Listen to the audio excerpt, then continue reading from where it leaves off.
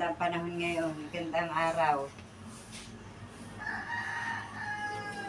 Nadali na. Ang photos na tuyo ang dahon. Pero yan po itutuloy na. Buhay na yun. Yan. Ang lakas na din po ng tulo dito. Oh.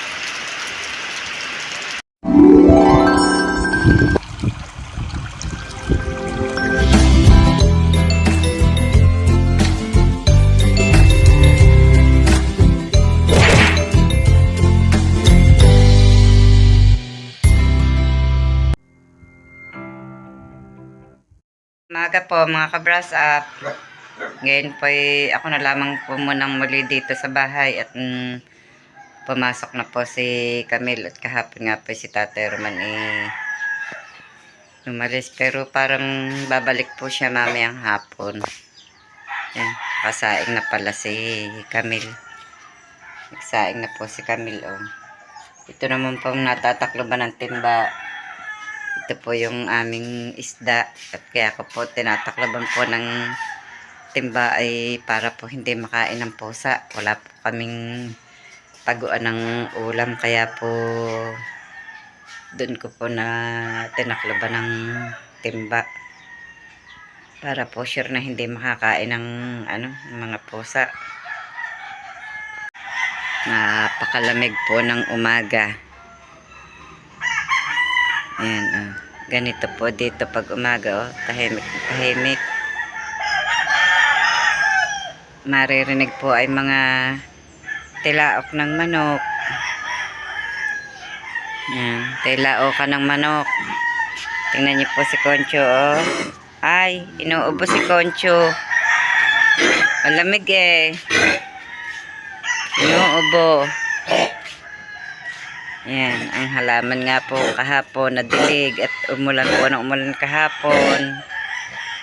Yan, nandito na po ang aking alaga at si Hali po ay pumasok inihahatid po ng kanyang ina. Kaya ito po, ganito na naman po ako araw-araw. Ayan, ang aking pong alagang bata.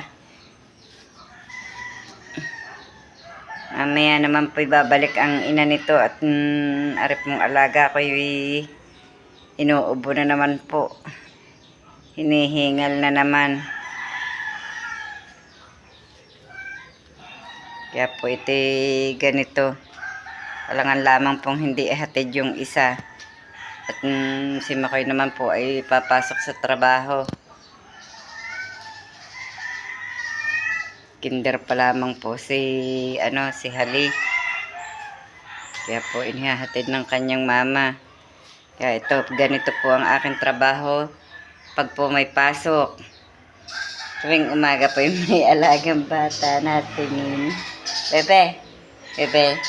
Hi po. Hi po. Hi po. Mabait naman po ng aming bebeng iyan. Oh, nangiti na. Ang bait naman po ng aming bebeng iyan. Kami, good morning po mga ka-brush up.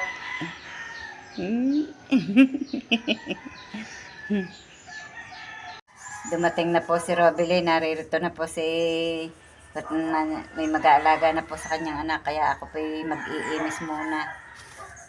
Magwawalis po muna ako dito sa terrace bago po doon sa loob ng bahay. Magwawalis pa rin po ng harapan.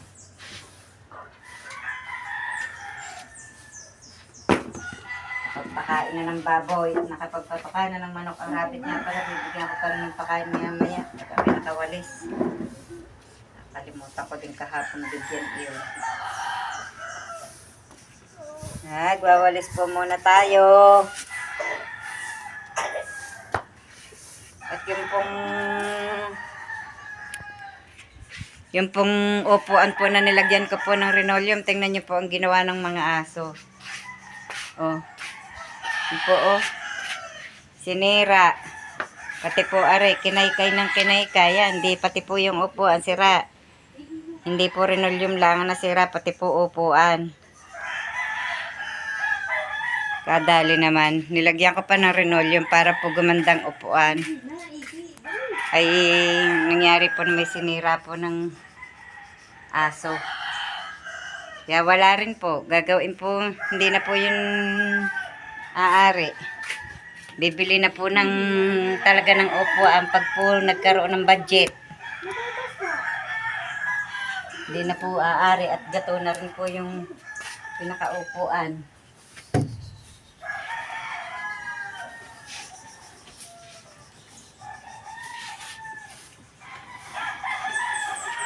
Pasensya na po kayo kasi ako na po mailagay ang aking cellphone. At nasira na po yung stand. Kaya kung saan ako na lamang po nilalagay. Bibili na po ulit ng kahit isa pong mumurahin.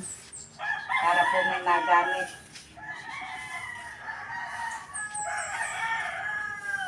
Isod po kayong mag-ina dyan. At wawalisan ko po yan.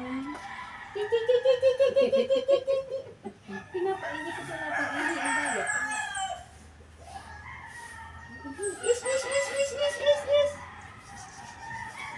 Aray, sinakyan na ng sinakyan ni Concho. Concho, sinakyan mo na ng sinakyan yan. Ay, yan ikababras ko pa. Ang dumi na uli. Bringas ko pa yan. Ay, po kami. Ay, ang mga balahibo.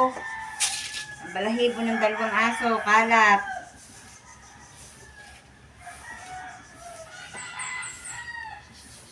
Kalat ang balahibo ng dalawang aso. Pati rin pinagkaykaya ng upuan. Yan. Hindi na. Oo. Kaya ginawa ng mga asong ito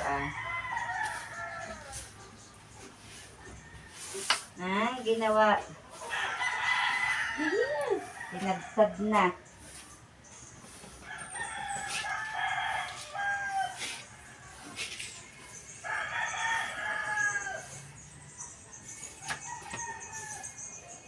Mamaya naman po doon sa likod bahay ako nagwawalis. At nanlalaglag na po ulit yung dahon ng kalamyas. Hatid ko ng ba? Yeah. Hindi na. Ay, pa naman hindi. Sira na ang upuan.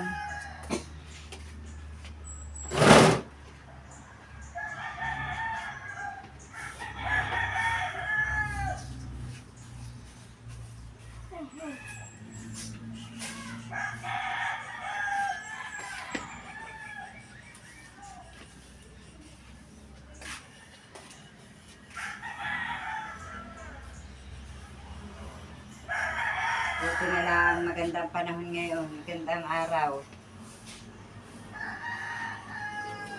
Nadali na ng ibon yung isang piling doon. Saan? Yung saging ko sa pinagbahayan, yung tandan, nakalimutan ko tibayin kahapon. Natiba niyo na. Tiniba ko kanina.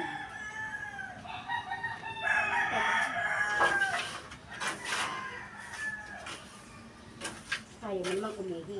Dakan sa diaper mo umihi. Padede mo na ba? Yan. Hindi pa. Kanina? Sa amin? Sa akin? Hindi na umihi. Ay! Hindi na. Hindi magdamag. Si Juan umuwi dahil, si Biye. Opo. Magkasabay kami. Hindi. Natarap masok. Ba hindi ko napansin si Ata. Pumasok yata. Maaari ko, hindi papasok yun. Maaga si Wawalis po naman tayo ng harapan. Maaga si Ma'am Richie eh. Kasi Aris nga pala, hindi pumasok ngayon na. Ay, medical? Hindi rin naman daw yata pumasok kahapon. Hindi. Bakit maaga ang medical ni na Aris? Kahapon ang medical, Martes! Ngayon, ini-adjust. Bakit nauna medical? Baka may visa na mga yun? Hindi, ang sabi natiba ko na po itong saging na sinasabi ko po kahapon na pwede na pong tibain. Yun nga pong, nakita ko nga po ito may hinog na kahapon, kaya sabi ko po ititibain na. Ay hindi ko po natiba kahapon, kanina ko lamang po nakuha, kaya yan po nangyari oh. Nakain po agad ng ibon po yung mga hinog. Isang piling po mahigit ang nakain oh. Tignan nyo po. Nakita ko po doon sa malapit sa puno po yung mga pinagkainan. Marunong din pong magtanggal sa sa piling po ang mga ibon. Kalat po doon sa amin pong pinagbahayan yung mga balat na may kaunti pa pong natirang laman. Kaya ito na lamang po ang natira. Oh, ayan po. Yan. May kaunti pong mga nang siya po mahihinog na. Ang natira po ay tatatlong piling na po. Ito pala 5 piling. Ang nakain po ay isang mahigit. Kaya natira po ay 3 kalahati. Nakalimutan ko po ba naman kahapong kunin. At sa dami ko nga pong ginagawa, nawala na po sa aking alaala. At nagpakain pa nga po ako ng baboy. Yan, ako po katatapos po lamang magwalis sa harapan. Po, malinis na oh. Nawalisan ko na po ang aming paligid. At tingnan niyo po oh, ang ganda po ng sikat ng araw. Awa po ng Diyos. Hindi po katulad kahapon na maaga pa po ulan na ng ulan.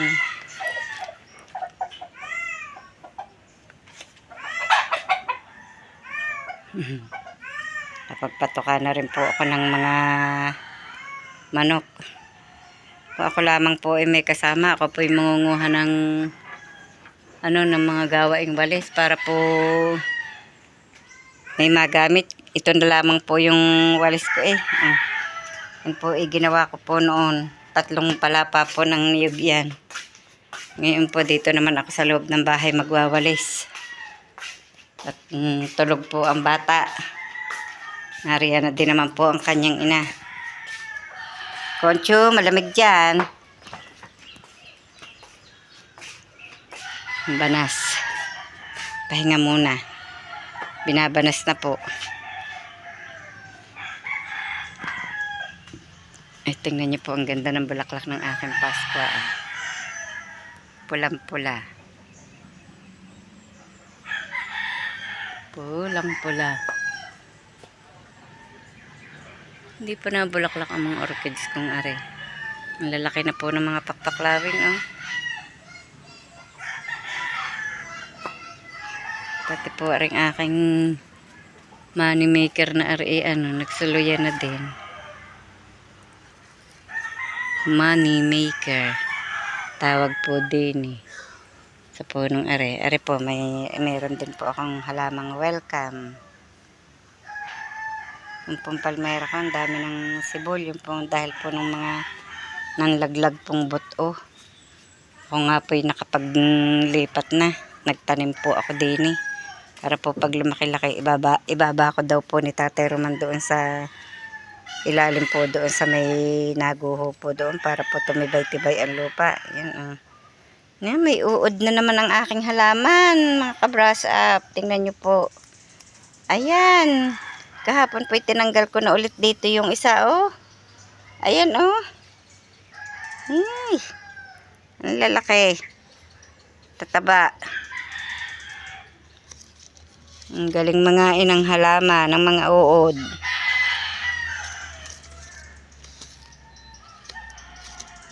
Kaya kailangan laging binibisita. Inubos na po ang dahon nung makatapos po din Ari naman ang nilantakan. Ayan ubos na ang dahon na rin. Babagyapang na ganda. Lalaki ng uod. Ari bagya pa rin na ganda-ganda ang halaman kong are. Rubilen, tama. Ari naubos ang dahon eh. Sumuloy na uli. Ang garni ma.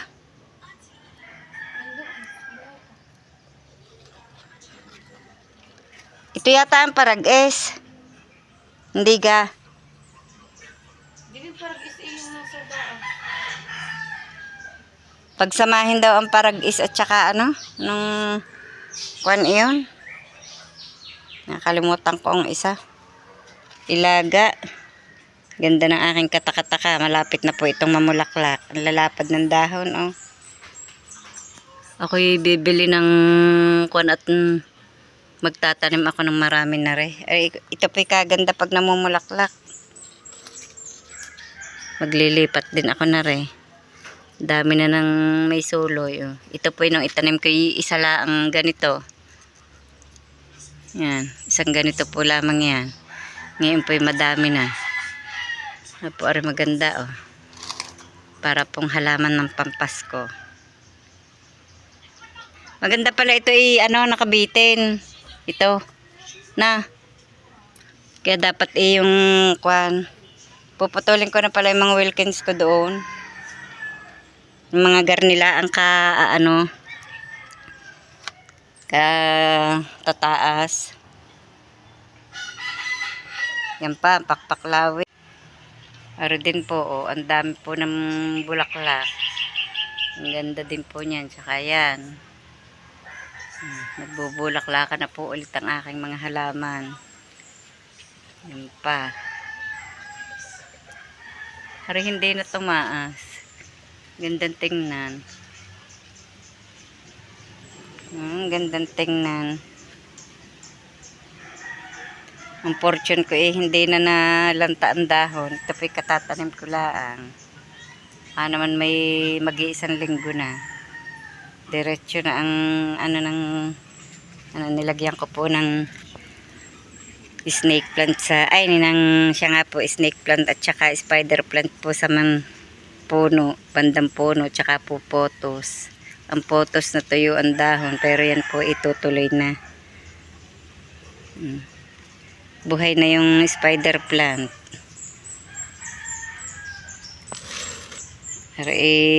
Na ang dahon. Bakit kaya nakanlungan ito? Nasobrahan sa ulan. Kaya po ito ganito. Nababad. Nababad.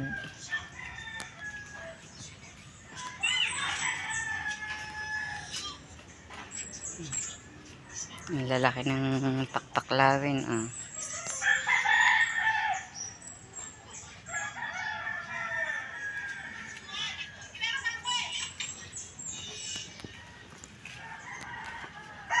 Ari, wala pang bulaklak ang aking pong peace lily. Ang lalapad ng dahon.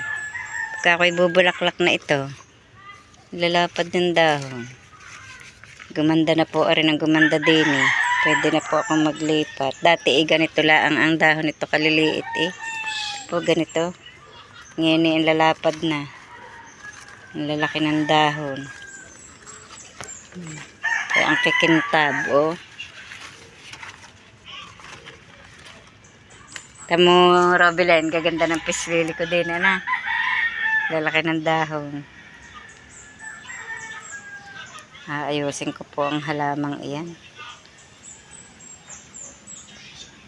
Kaya maitanim itong mga ponkan na ito. May punlapong ponkan. Yan. Bebe! Gising ng bebe! Kung kahapon po, umaga nang naulan. Ngayon naman pong araw na ito, ngayon pong hapon. Ayan, naulan na naman po dito.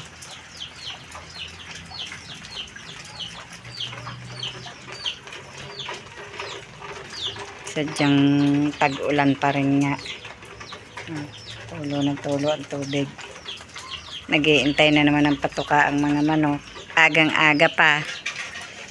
Nahingi na agad ng mga patoka.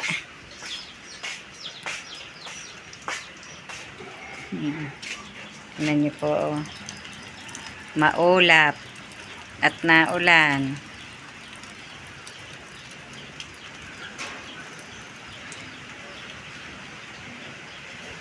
Ang aking sinigang pala'y walang lingas. Nag-iinit po ako ng tubig.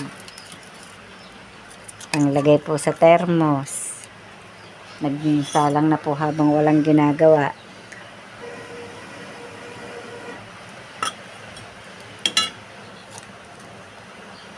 Pero ako po'y nakaluto na ng aming pang-ulam mamaya. Yan po, kinamatisang binutuhan pong karning baboy. Ilagyan ko po ng kamatis.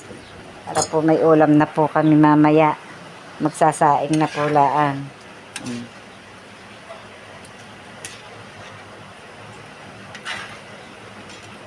Wala po lamang talbos. Hindi na po ako nakabili ng kangkong. Hindi po basta lumakas po ang ulan. Malakas din po ang hangin. Naririnig niyo po sa kanang bubong ang ulan. Yan, ang lakas na din po ng tulo dito, oh.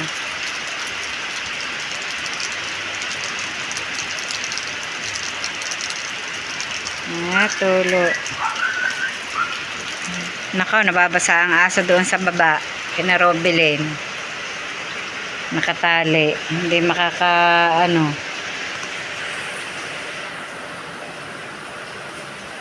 ganda lang ng init kanina. Ang ganda lang ng init kanina. Oh.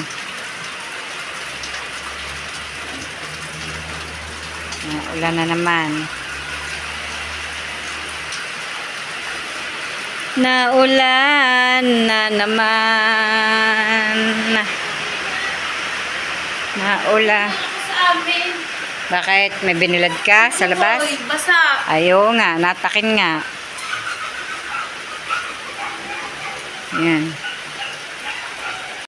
Si Tatay Roman po ay umuwi po kanina. Yan po siya. Tayo po ng kape.